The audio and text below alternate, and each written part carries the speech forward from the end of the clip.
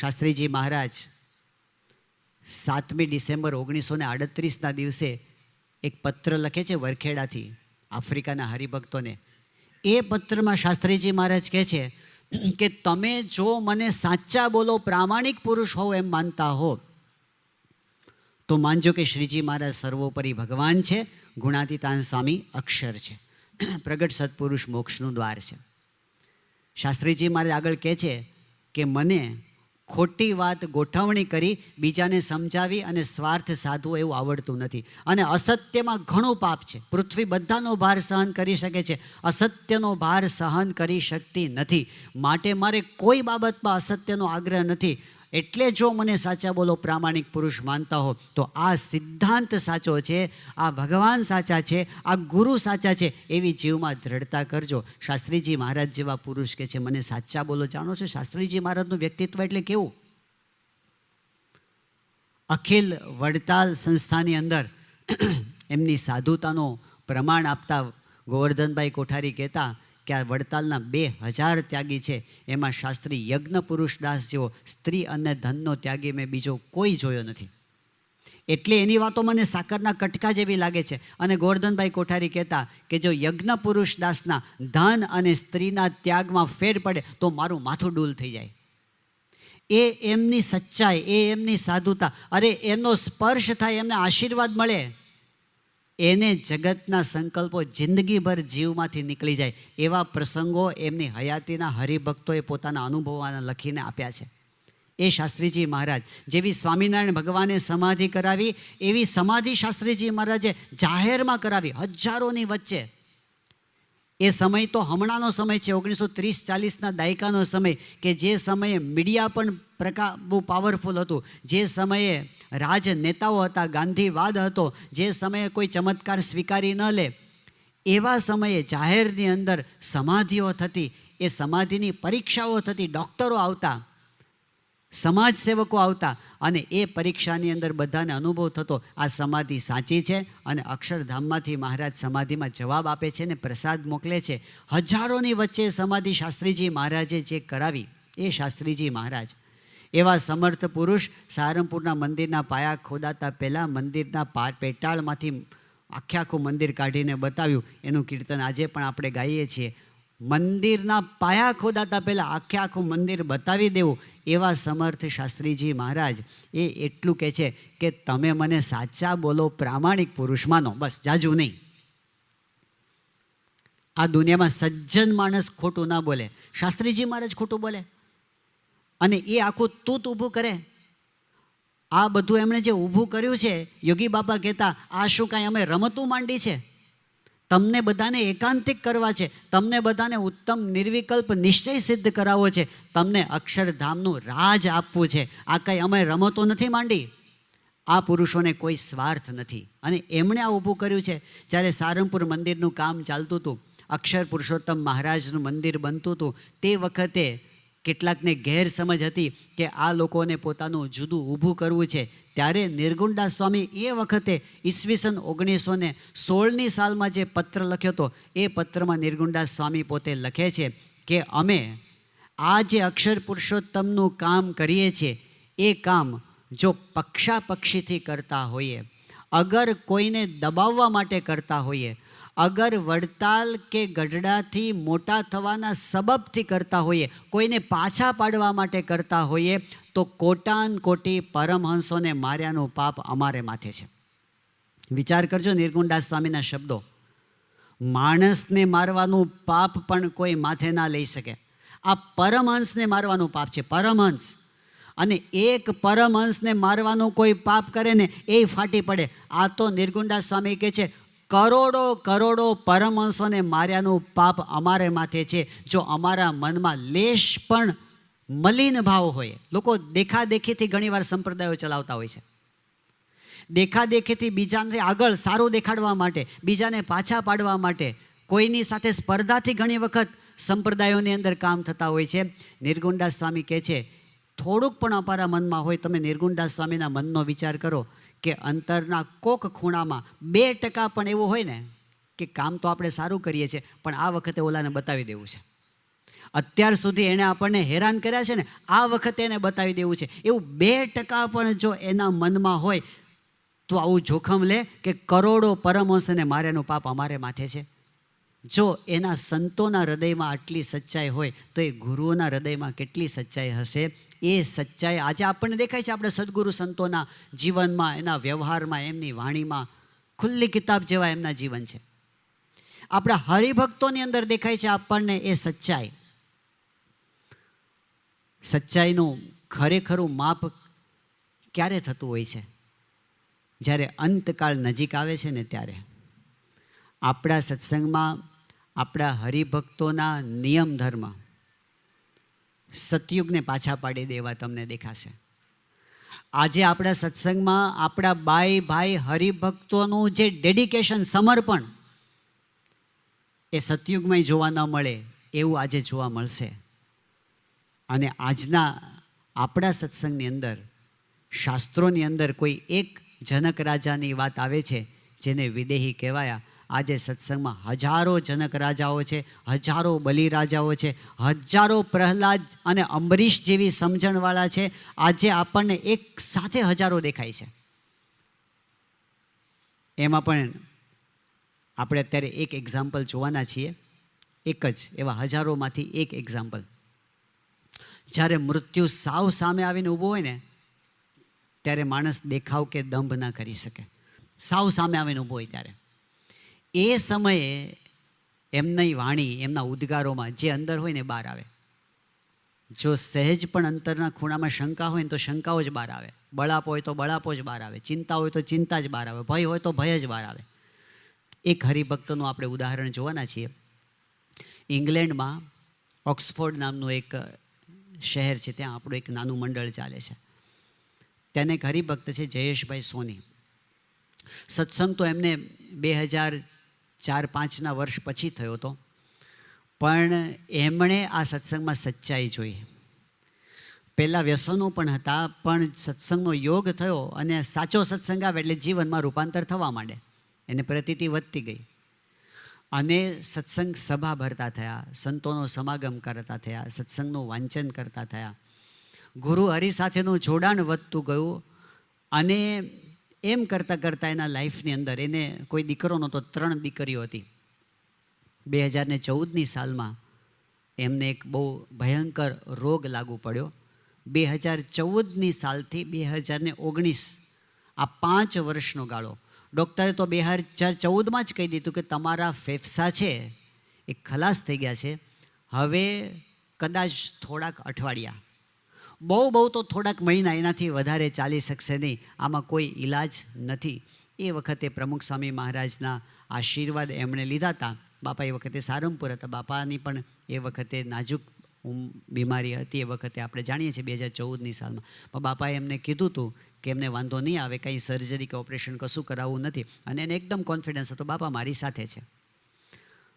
એમ કરતાં કરતાં ધીમે ધીમે કરતાં એ 5 વર્ષ કાઢ નાખ્યા એણે, કાંઈ વાંધો ન આવ્યો. એ પણ એક ચમત્કાર હતો.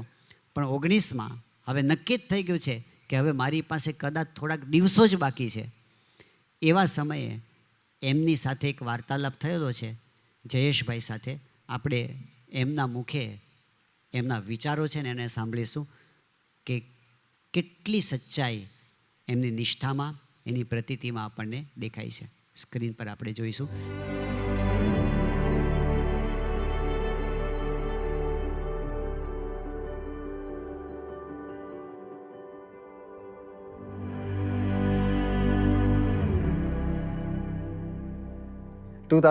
માં આઈ ગોટ ડિટેક્ટેડ વિથ સ્ક્લેરોડર્મા. ત્યારે ડૉક્ટરે મને એમ કીધું there is only one treatment, that is કે તારું ઇમ્યુન સિસ્ટમ છે એને આપણે સ્ટોપ કરી નાખીએ. એટલે મેં એને કીધું કે ભાઈ I decide within 4 to 6 weeks, let me talk to my family and will go from there. એટલે she started putting pressure on me કે ના, કે you haven't got 4 to 6 weeks to live. પછી ત્યારે બાપાની મુલાકાત પણ નહોતી થઈ, પણ યોગવિવેક સ્વામીને કીધું હતું મેં કે તમે આવી રીતે બાપાને વાત કરી દેજો કે આમ છે.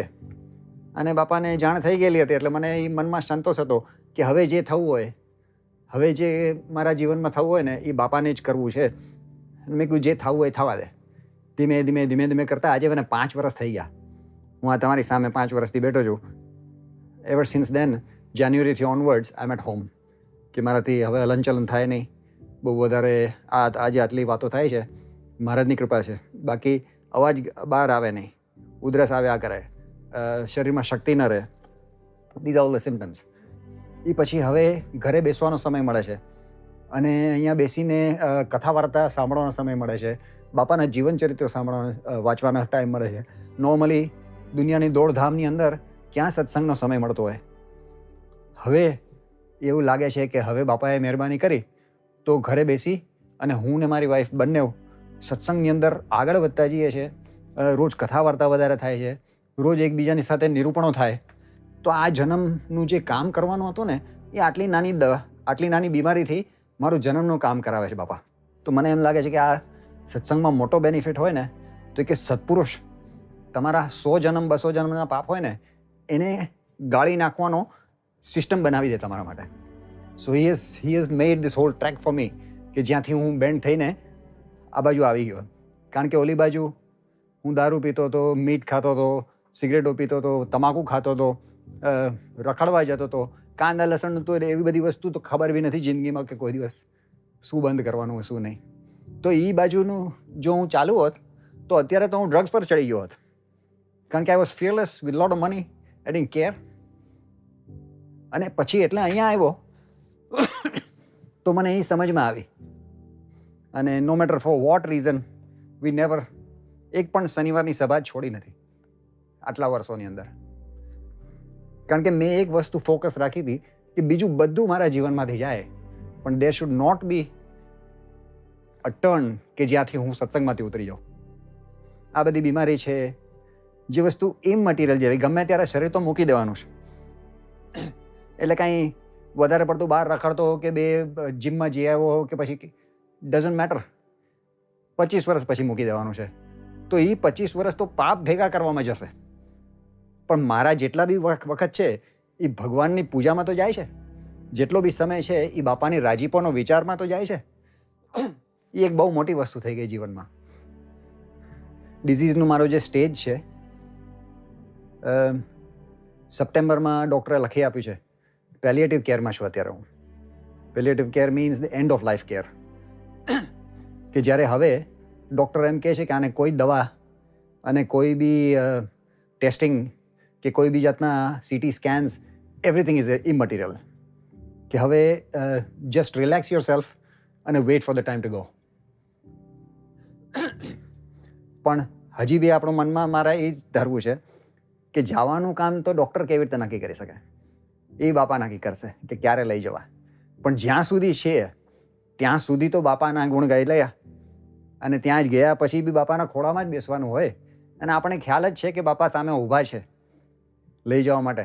તો પછી અહીંયાથી રહેવો કે ન રહેવો એને શું ફરક પડે છે? પાછળનું મારે ફેમિલીનું ધ્યાન તો એમને જ બાપા રાખે છે. એ સત્સંગ વધારવો કે ન વધારવો બધું એના જ હાથમાં છે, કે જીવન ચાલવું કે ન ચાલવું એના હાથમાં છે. એટલે એવી કોઈ દિવસ ફિકર રહેતી નથી કે હવે શું થશે, હવે મરી જશું. તો ગોયરા મરી ગયા તો બાપાએ કીધું છે કે ગયા તો 1.25 લાખનું એમ. અહીંયાથી જશે તો અક્ષરધામમાં જશે, આ કૂચામાં પડી રહીને બીજું કરવું જ શું એમ. અને રાખશે બાપા તો આવી રીતે બેસીને સત્સંગ કરશું. એટલે બેઉ બાજુ આપણને તો લોટરી લાગેલી હોય એવું જ છે. ને તો મારી લાયકાત વગરનું છે આ બધું. તમે ક્યાં દુનિયામાં ડિસ્કામાં ફરતા હો, દારૂઓ પીતા હો, ને તમે મોક્ષ તમને મળી જાય, પણ મારા હાથમાં એવી જાતનું બાપાએ દૈવત મૂકી દીધું કે અહીંયાથી જઈશ એટલે સામા ઊભા છે.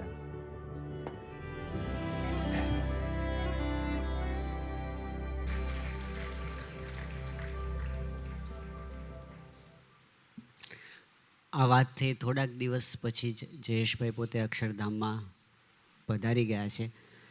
એટલે આપણને આ સત્સંગનું દૈવત દેખાય છે કે જ્યારે માણસ નાસીપાસ થઈ જાય ને, અને એના જીવનમાં ફરિયાદને ચિંતા સિવાય કાંઈ ના હોય, પણ આપણો સત્સંગની સચ્ચાઈ શું છે કે જેમાં કેટલીક વખત ભક્તની કસોટી થતી હોય.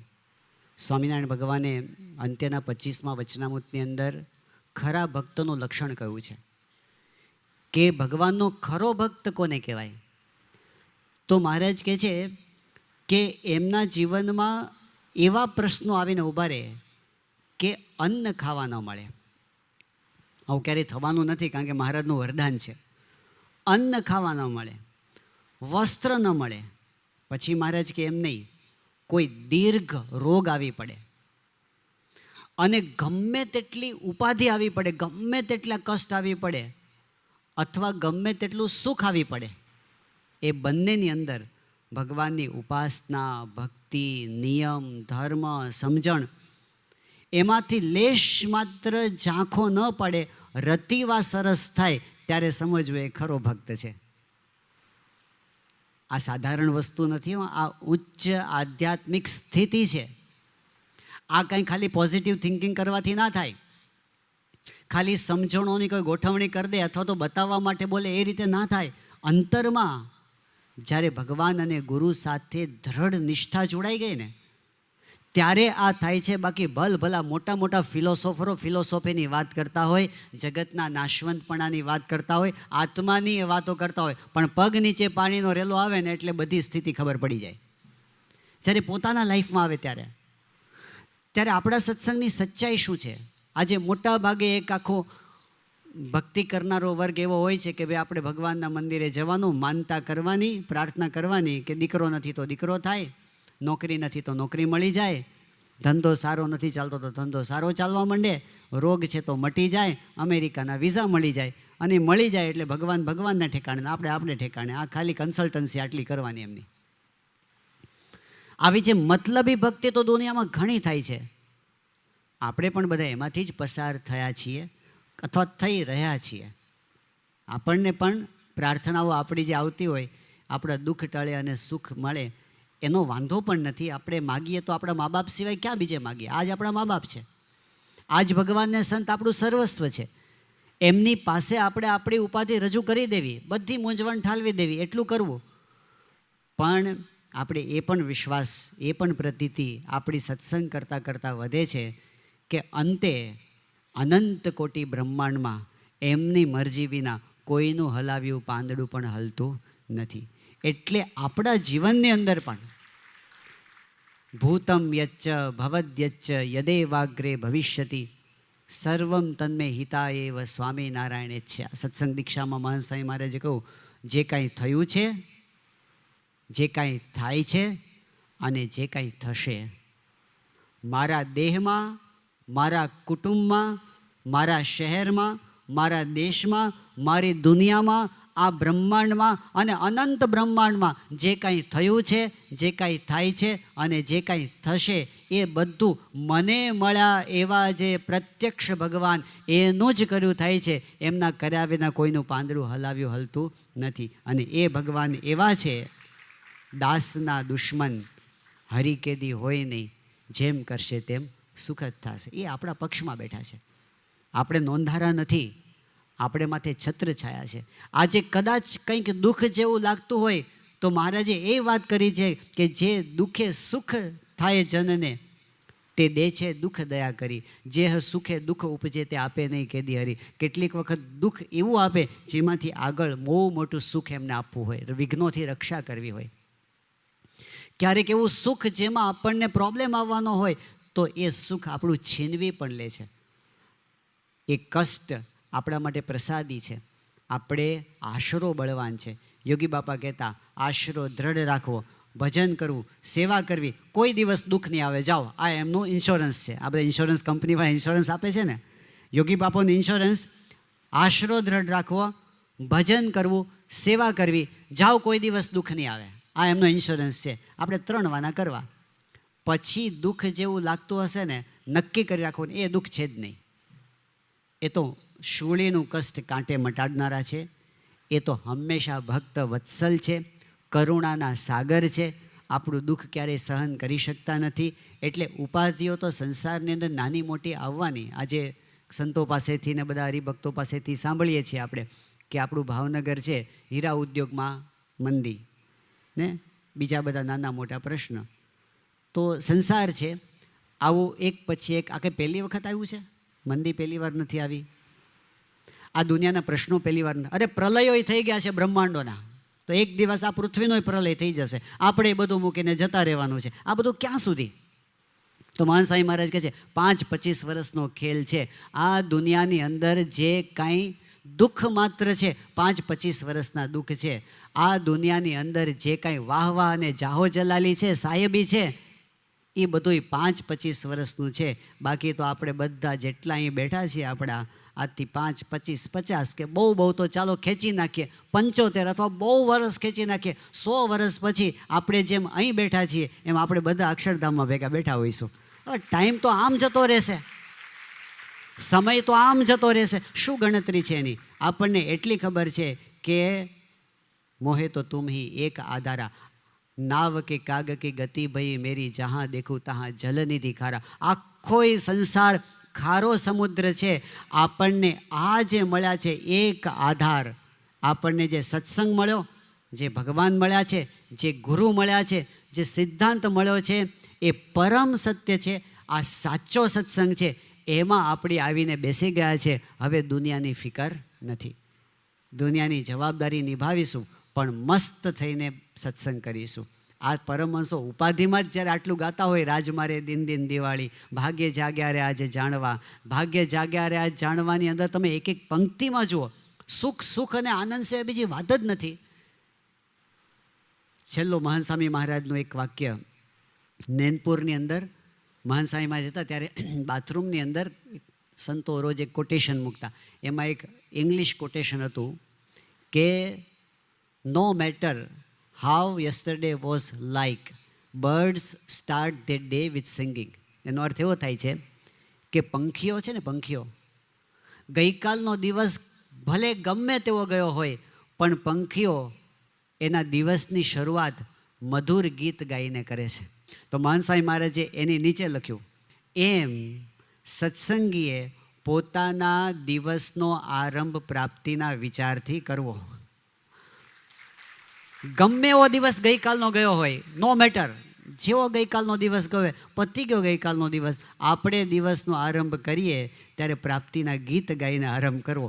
કે ભલે એ ઉપાધિઓ સાચી હોય, પણ આ સત્સંગ સાચો છે એટલી ખબર છે. જો સત્સંગ સાચો હોય ને, તો એ સાચા સત્સંગ માટે આખી દુનિયાનું દુઃખ સહન કરવા માટે આપણે તૈયાર છીએ. કારણ કે અનંત જન્મોમાં જે કામ નથી થયું, એ જો આ જન્મે થઈ ગયું હોય, તો પછી આ દુનિયાના દુઃખ આવ્યા ગયા શું હિસાબની અંદર છે. સત્સંગી માત્ર એ દિવસનો આરંભ કરીએ ત્યારે ઉઠતા વેત એવા વિચારો ન કરવા કે મારી પાસે શું નથી, ઉઠતા વેત એ વિચારો કરવા મારી પાસે શું છે.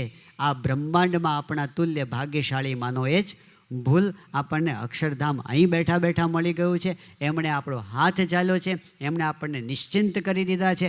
આ લોક અને પરલોકની અંદર મહાન સ્વામી મહારાજ કે સ્વામિનારાયણ નામનો આશ્રિત જે થયો અને સત્સંગી જેનું નામ પડ્યું, ખાલી સત્સંગી કહેવાયા, એના શિર ઉપરથી 84 ટળી ગઈ. હવે આપણે જમપુરીમાં જવાનું નથી, હવે 84 લાખ યોનીમાં જવાનું નથી. હવે તો જે છે અહીં પણ અક્ષરધામમાં બેઠા છીએ અને દેહ મૂકીને આપણે અનંત સુખના દરિયાની અંદર, સુખ જ્યાં સુખના દરિયા, એ અક્ષરધામના અધિકારી આપણને એમણે કરી જ દીધા છે ઓલરેડી. તો અહીં એવા કેફ સાથે આપણે સત્સંગ કરીએ, એવા સાચા સત્સંગનું બળ આપણા જીવમાં હંમેશા વધતું રહે એવી એમના ચરણોમાં પ્રાર્થના. શ્રી સ્વામિનારાયણ ભગવાનની જય.